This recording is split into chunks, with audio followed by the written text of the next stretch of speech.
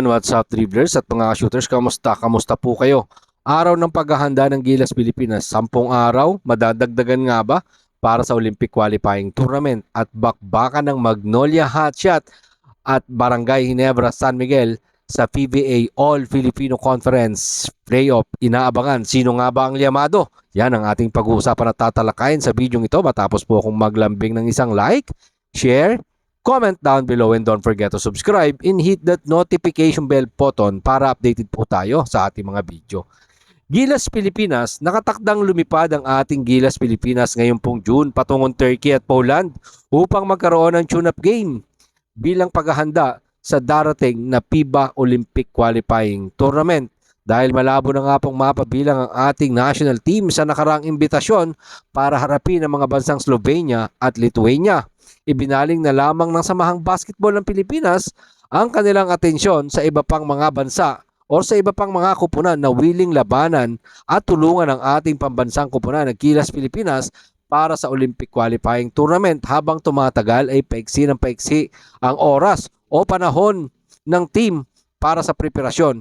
Kaya naman may mga nagtatanong, bakit nga daw ba hindi dagdagan ang 10 araw na paghahanda ng Gilas Pilipinas, or bakit nga ba hindi na lang mas maaga mag-practice ang Gilas Pilipinas? Yung 10 araw, yung 10 days, baka daw kulang ang araw na paghahanda para sa Olympic Qualifying Tournament. May paliwanag po dyan si Miss Erica D., ang Executive Director ng Samahang Basketball ng Pilipinas. Narito po si Miss Erica D. sa ulat ni Reynald Magalyon ng Manila Bulletin. We will playing against the Turkey national team sa June 27. At pagkatapos yan, pupunta tayo ng Poland para sa isa pang friendly game. Pagkatapos yan, punta na tayo ng Riga, Latvia para sa Olympic Qualifying Tournament. Yung sa Poland, wala pa pong nilalabas na schedule na nabanggit. Mga shooters, wala pa po silang schedule dyan. Pero ito, nabanggit ko na ito, last vlog natin, mga shooters, na sobrang hectic po talaga ng schedule ng Gilas Pilipinas. Nakakapagod yan. Kaya para sa akin, mga shooters, no, pray, less injury, ito pong Gilas, para all goods ang mga players. Malaking bagay itong mga tune-up games na ito sa Turkey at Poland. Para bago humarap sa Latvia at sa Georgia, may magagamit tayong strategy at bagong taktika si Coach Tim Cone. Kasi European team din naman etong mga ito. Sana lang may mga shooters, may mag-live no, sa mga tune-up games na ito, or kahit update lang para sa from SBP para maihatid po natin sa inyo ang mga pangyayari. Mahanap po tayo ng pamamaraan kung mayroon man po para maayos natin ang ulat at mga pangyayari sa mga kaganapan po na possible na mangyari po dito sa mga tune-up game ng ating pong Gilas Pilipinas. Posible nga ba, may mga nagtatanong, posible nga bang madagdagan yung araw ng paghahanda ng Gilas Pilipinas? Narito po si Miss Erica D. Si Coach Tim Cone na ang nag-set ng schedule na yan. Siya lang ang may alam kung papaano niya pahabain ang practice. Mula sa June 22 sa Inspired Sports Academy, si Coach Tim Cone ang nag-set niyan.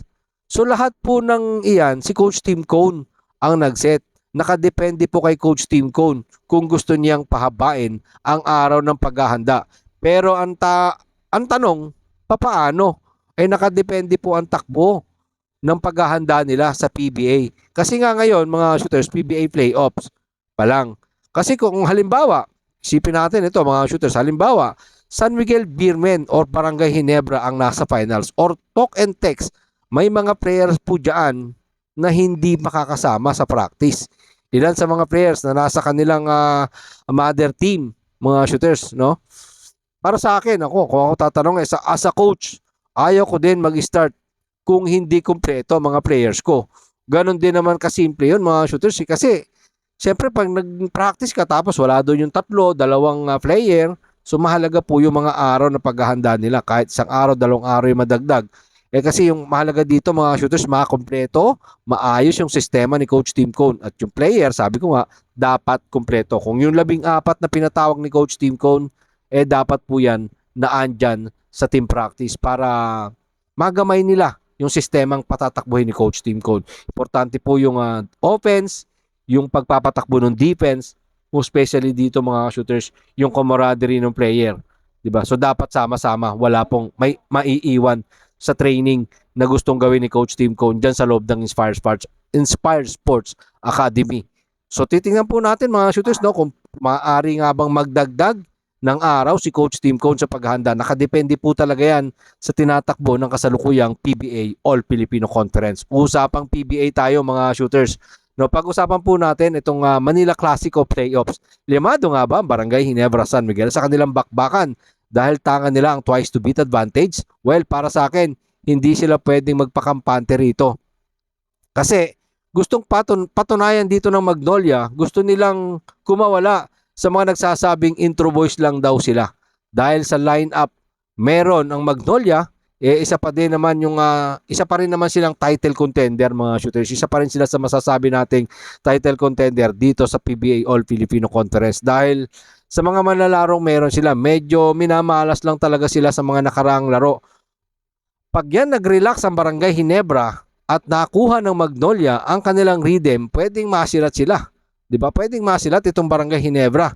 Isa sa mga dapat gawin ng Barangay Ginebra mainit na panimula, maging consistent hanggang dulo ng laro. Magandang shooting percentage kasi medyo mabigat ang depensang nilalatag nito pong Magnolia. Alam po natin yan, yung pambato ng Magnolia, 'di ba? Pero kung minsan minamalas talaga yung kanilang depensa at nalulusutan, 'di ba? Kahit na gaano kaganda yung depensa minsan ng Magnolia, tapos pangit naman yung kanilang nagiging opensa, doon lang naman minamalas tong Magnolia mga shooters. Pero all in all, talagang isa sa pinakamagandang depensa meron na nilalatag po itong Magnolia pambansang manok mga shooters. Para sa akin, iwasan ng Barangay Ginebra yung napakadaming turnover na dapat masolusyonan ng mga players dahil sa buong kupunan dito, no, nakikita natin talagang yung paghahanda naman ni Coach Tim Cone para sa Barangay Ginebra na ayaw niya naman na napakaraming turnover na yan dahil lahat yan nakalista yan mga shooters, no. Yung turnover mo sa first quarter, turnover mo hanggang dun sa fourth quarter, nakalista po yan, no. Yung turnover mo mula dun sa buong first half, nakalista yan. Pagdating ng dugout, tinatakil ni Coach Tim Cone yan. So alam naman po niya yan, master of adjustment nga etong si Coach Tim Cone. Kaya nga sabi ni Sistan sa kanyang interview, kung may pagkakataon nga daw po sila na kunin ng game 1, ay hindi na nila pakakawalan. Kasi once daw na nakaisa ang Magnolia, ay baka magtuloy-tuloy na yan.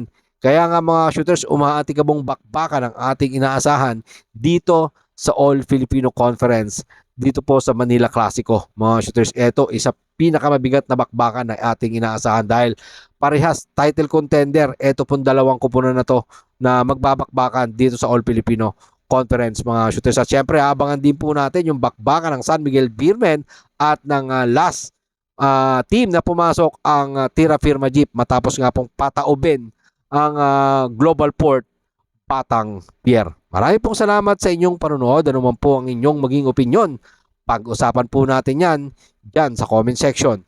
Ingat and God bless everyone. Adjourn.